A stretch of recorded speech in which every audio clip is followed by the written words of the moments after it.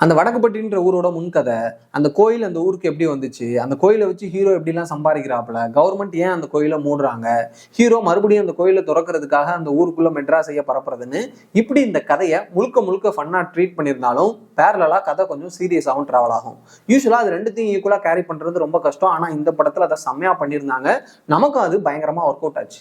Rhyming dialogue, double meaning dialogue, counter டைலாக்ஸ்னு நம்மள usual பேட்டர்ல entertain பண்ணியிருந்தாலும் ட்ரெய்லரோட ஆரம்பத்தில் வர லென்த்தி டைலாக்ஸ் மாதிரி படத்துல 2-3 இடத்துல வச்சு நம்மளை என்டர்டெயின் பண்ணியிருந்தது கொஞ்சம் புதுசாகவும் பயங்கர ஃபன்னாகவும் இருந்துச்சு.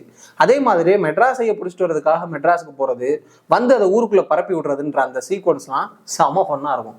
ஸ்கிரீன் பிளேஸ் 2.5 மணி நேரம் படத்துல என்டர்டெயின்மெண்ட்டுக்கு பஞ்சமே கிடையாது. குறிப்பா ஃபர்ஸ்ட் ஹாஃப்ல அந்த ஊரை பத்தியும் அந்த கோயிலை பத்தியும் கேரக்டர்ஸை பத்தியும் ஒரு கிளியர் அண்டர்ஸ்டாண்டிங் கொடுத்துட்டு கூடவே நம்மளை பயங்கரமா சிரிக்க வச்சுட்டு இருப்பாங்க.